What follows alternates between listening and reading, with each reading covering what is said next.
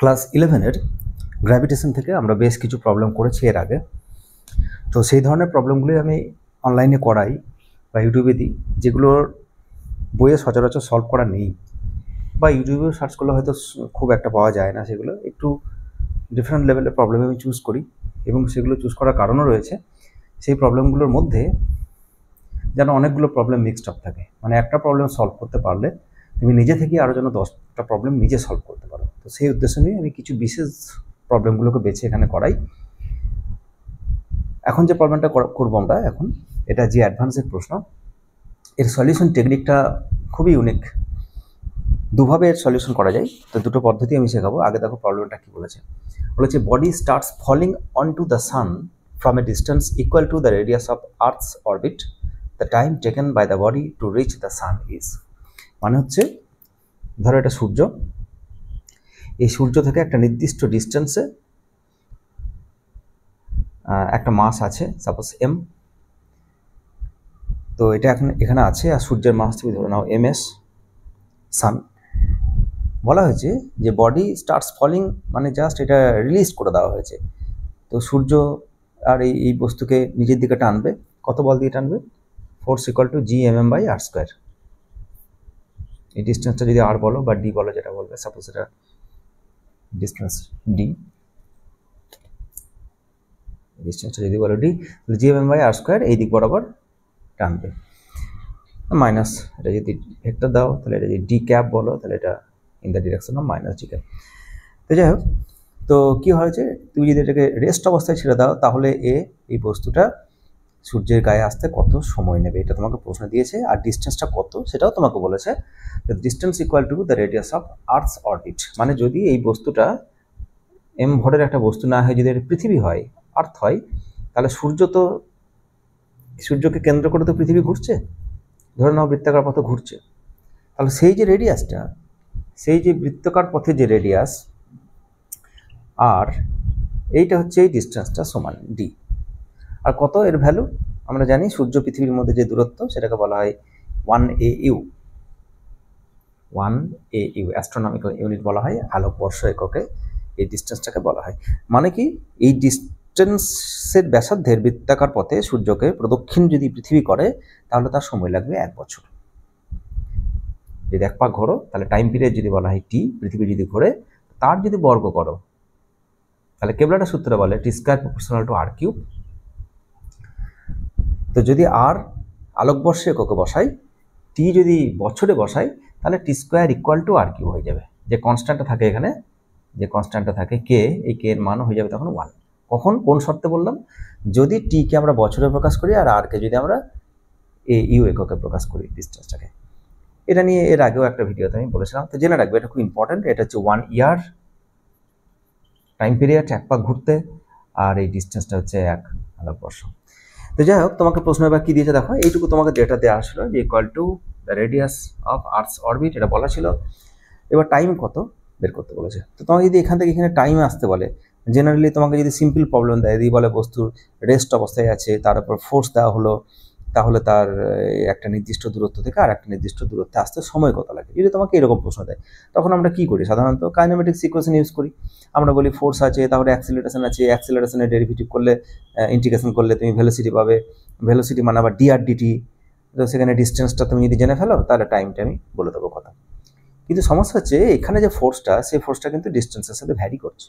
Force is not constant. এখানে যা force, আর একটা ডিস্টেন্সে অন্যরকম ফোর্স। তো ফোর্স যদি ভ্যারি করে যায়, অ্যাক্সিলারেশন সেও ভ্যারি করবে। তাহলে তুমি কাইনেমেটিক্সের সেই সুন্দর ইকুয়েশনগুলো v² = u² 2as এগুলো ইউজ করতে পারবে না। এগুলো কনস্ট্যান্ট অ্যাক্সিলারেশনের জন্য অ্যাপ্লিকেবল। তো এই প্রবলেমটা দুভাবে সলভ করা যায়। প্রথম যে মেথডটা, সেটা আমি সলভ করাবো, কিন্তু সেইটাই কিন্তু তোমার, সেটাকে শেখানোর জন্য কিন্তু অঙ্কটা করা নয়। সেকেন্ড যে মেথডটা করবো, সেইটাই শেখানোর জন্য এই অঙ্কটা করা আমার। সেটা দ্বিতীয় মেথডটা খুব ভালো করে দেখবে। ফার্স্ট মেথড করার সময় কি সমস্যায় পড়বো, সেটাও তোমাকে বলবো। বেশ, তো দেখো, ফার্স্ট যেটা, তুমি যে কোনো দুটো বিন্দুকে বেছে নাও,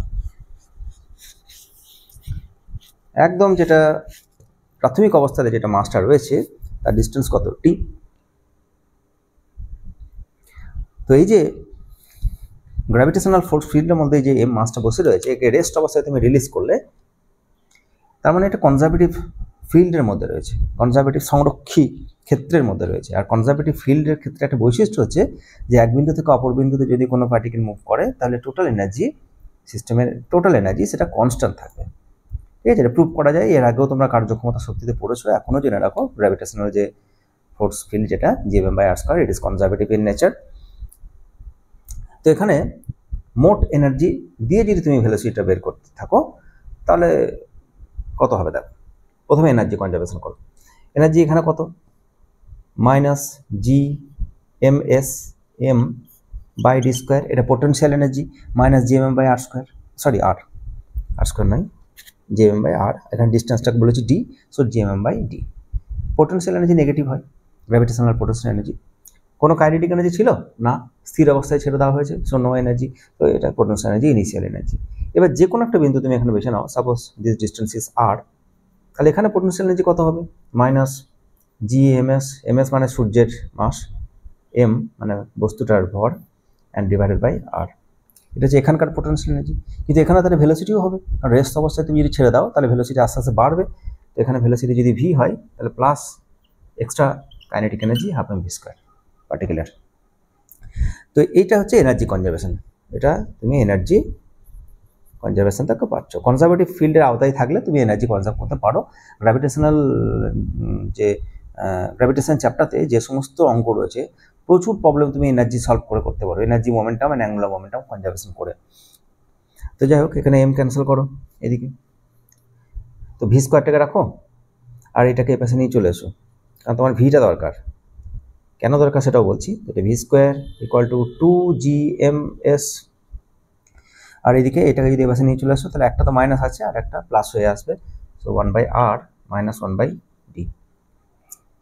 জাস্ট রিঅ্যারেঞ্জ করলে তুমি এটা পাবে। এটা হচ্ছে ভেলোসিটি, ভেলোসিটি স্কোয়ার এটা। আর যদি বলে ভেলোসিটি কত, তাহলে এটা রুট করে দাও, এটাকে রুট করে দাও, তাহলে সেটা √2gms, আর এইদিকে হচ্ছে রুটের ভেতরেই রয়েছে d-r/rd।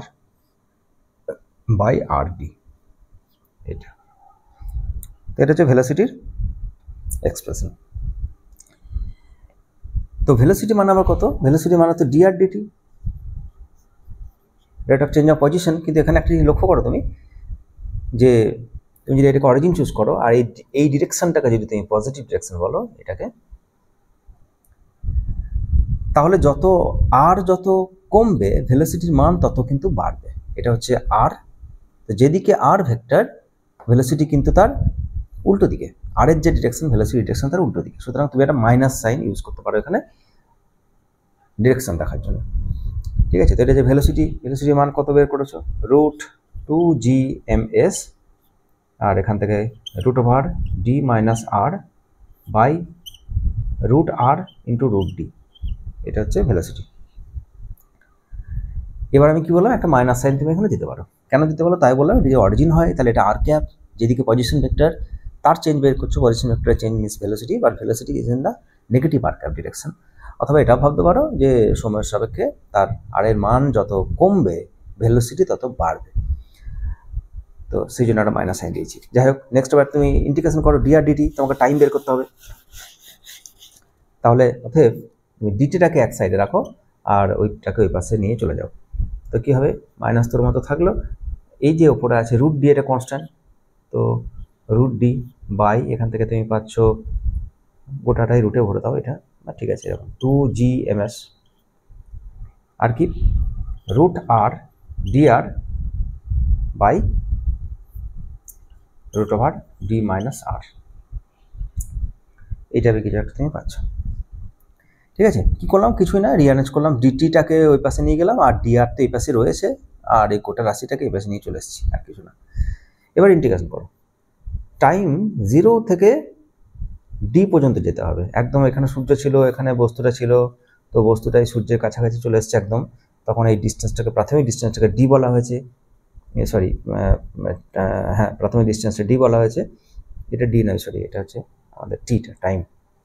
তো এটা হচ্ছে টাইম 0, আর এটা সূর্যের মধ্যে আসতে কত টাইম লেগেছে সেটা হচ্ছে t। এদিকে ইন্টিগ্রেশন করো, দেখো পুরো টার্মটা কনস্ট্যান্ট, √d √gms এটা কনস্ট্যান্ট, তাহলে ইন্টিগ্রেশন করো dr এর উপর ইন্টিগ্রেশন হবে, তাহলে r এর মান কত হবে, ইনিশিয়াল r d, আর ফাইনাল r যেটা সেটা হচ্ছে 0। এইবার তোমাকে এই ইন্টিগ্রেশনটা করতে হবে। তাহলে কি এখান থেকে তুমি টাইম পাবে, এখান থেকে তো এই টার্মটা পুরোটা কনস্ট্যান্ট, তাহলে সেই কনস্ট্যান্ট টার্মটা তুমি পুরো বসাবে, বসানোর পরে এইটা তোমাকে ইন্টিগ্রেশন করতে হবে। তাহলে এইটা ইন্টিগ্রেশন কী হবে, root x dx by root over d minus x.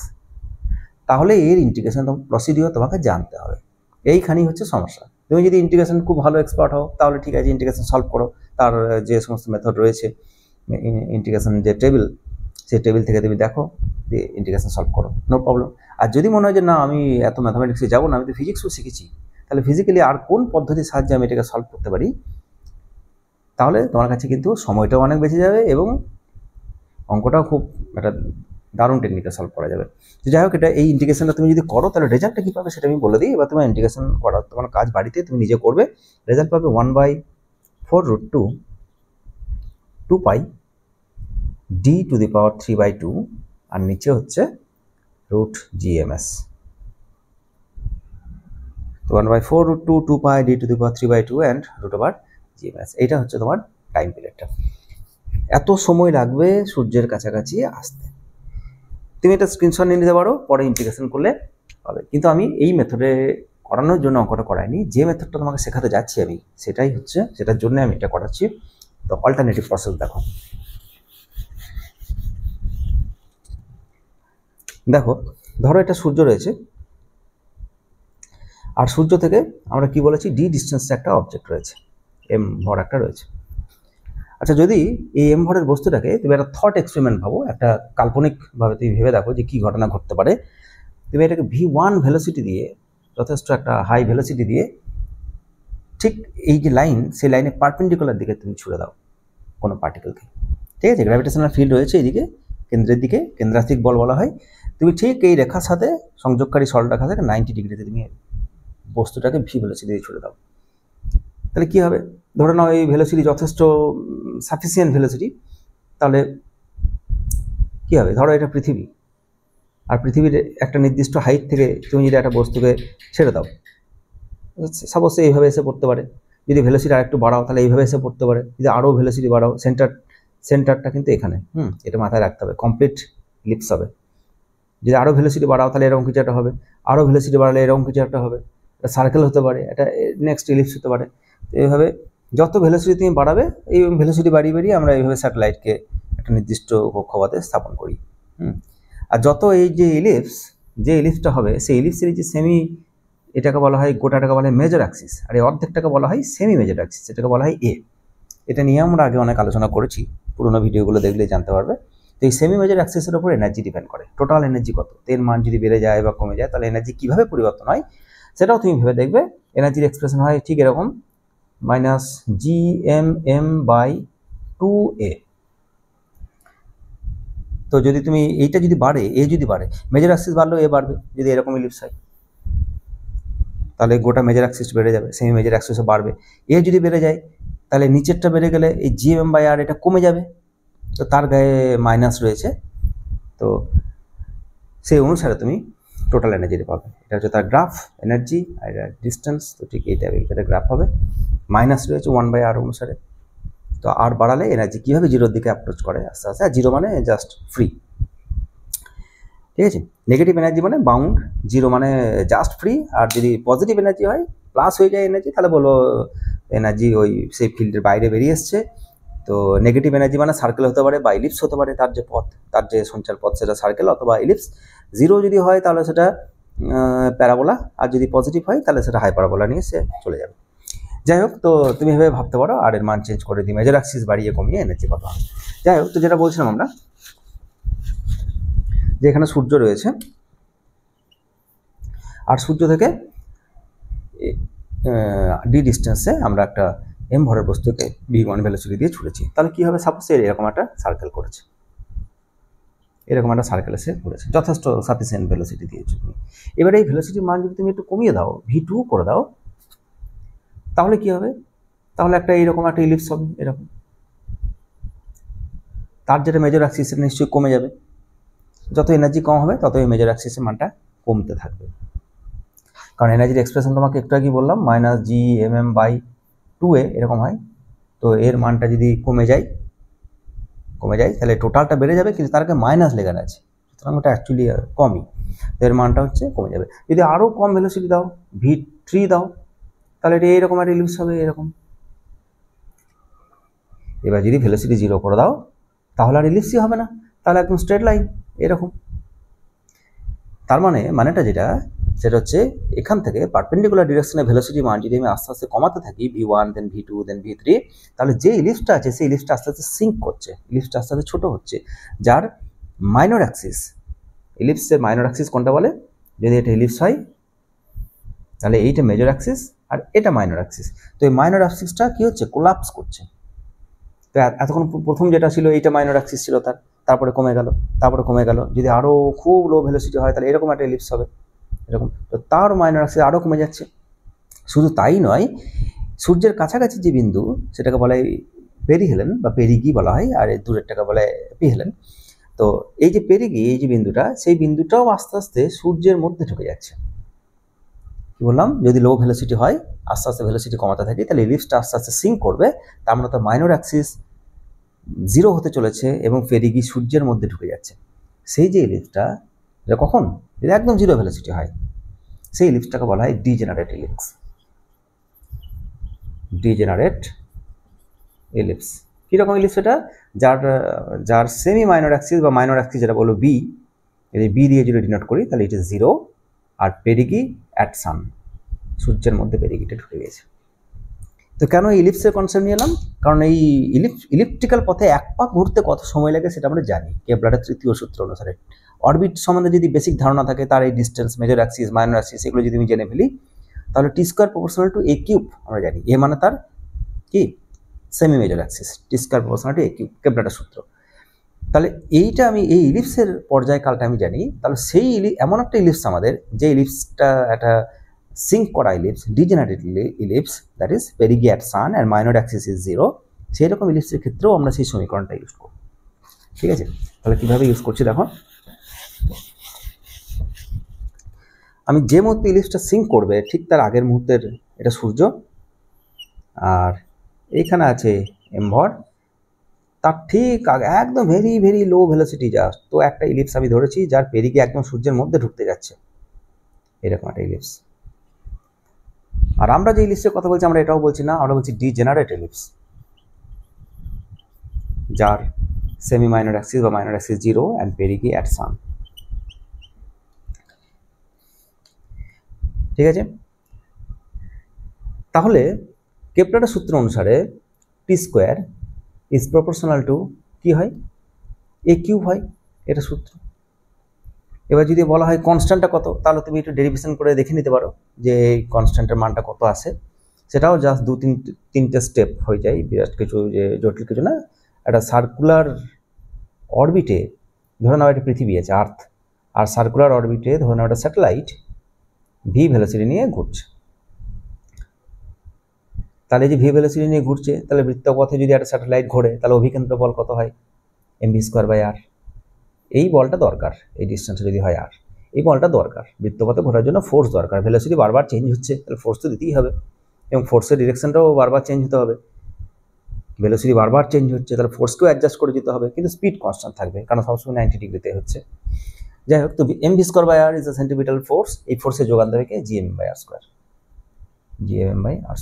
দুদিক থেকে m ক্যান্সেল করো, একটা r ক্যান্সেল করো, তাহলে v তুমি পেয়ে যাবে √gm/r। এটাকে বলা হয় অরবিটাল ভেলোসিটি, মানে যে অরবিটে ঘুরছে তার ভেলোসিটি কত। রেডিয়াস যদি ফিক্সড হয়ে যায় তাহলে ভেলোসিটি ইজ ফিক্সড, তোমার আর কিছু করার নেই, একটা নির্দিষ্ট অরবিটে নির্দিষ্ট ভেলোসিটি। যদি বলা হয় এক পাক ঘুরতে কত সময় লাগে, তাহলে time period T, it is 2πr/v।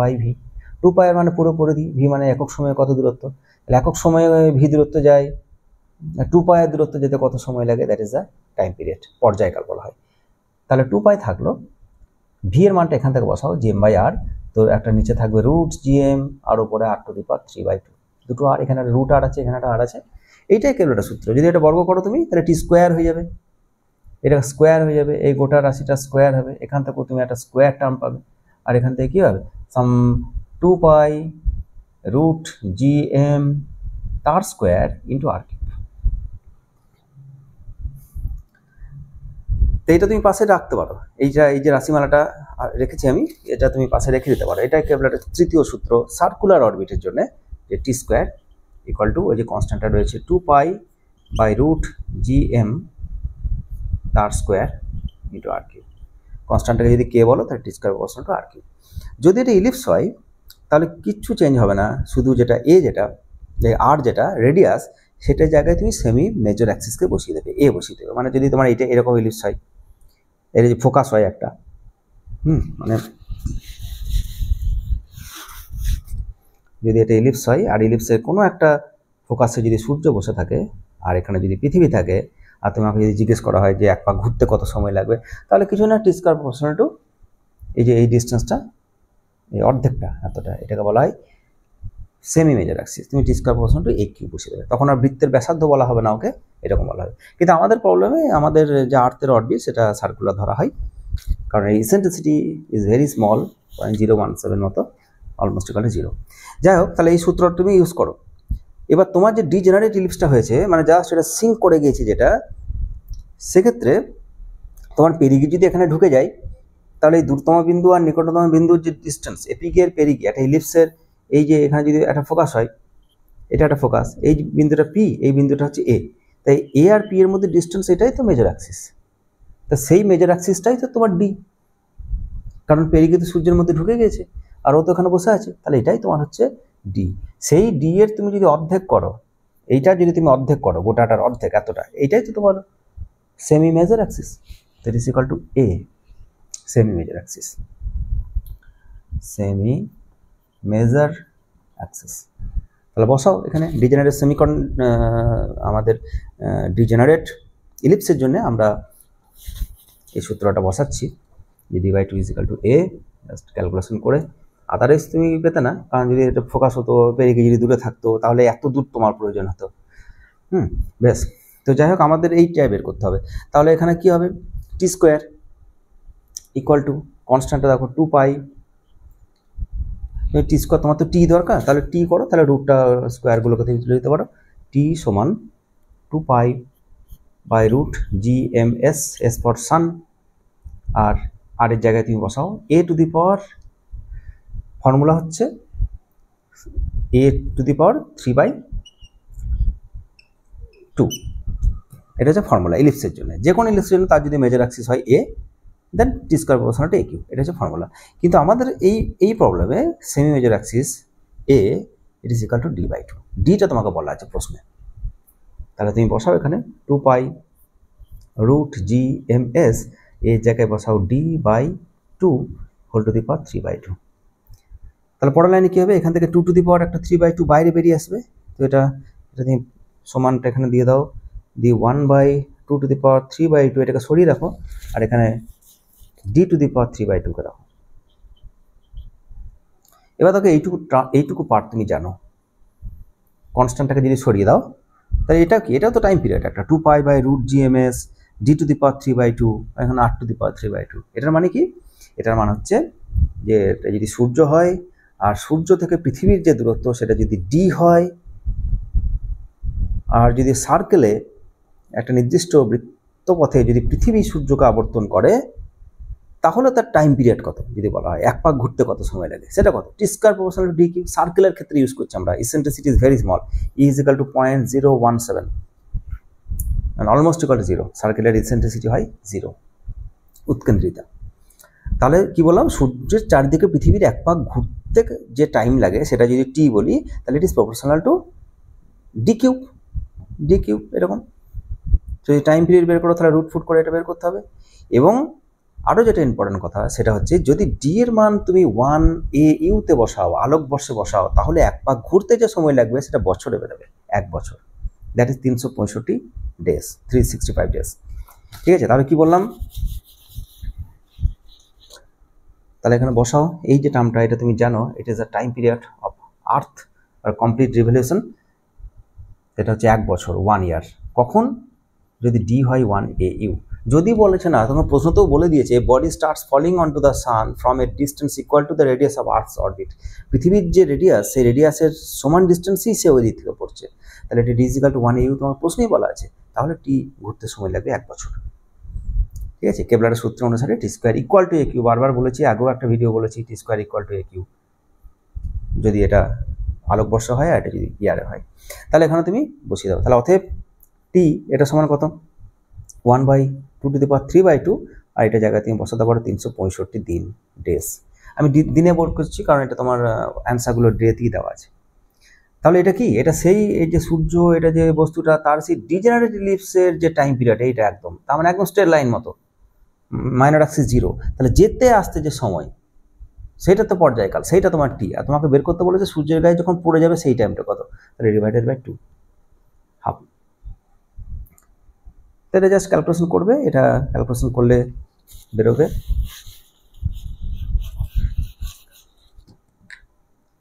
এখান থেকে বেরোবে 4 এটা যদি 2^3/2 যদি ভেঙে নাও তাহলে ইট ইস 4√2, আর এখান থেকে 365 দিন ক্যালকুলেশন করবে, it is almost equal to 65 days.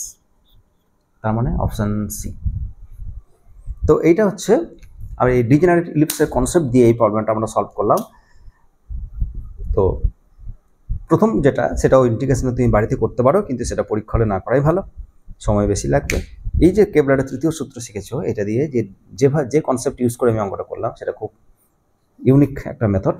তো নতুন মেথড সবসময় সেটাকে শেখার চেষ্টা করবে। ঠিক আছে, নেক্সট কোনো ভিডিও নিয়ে আসছি।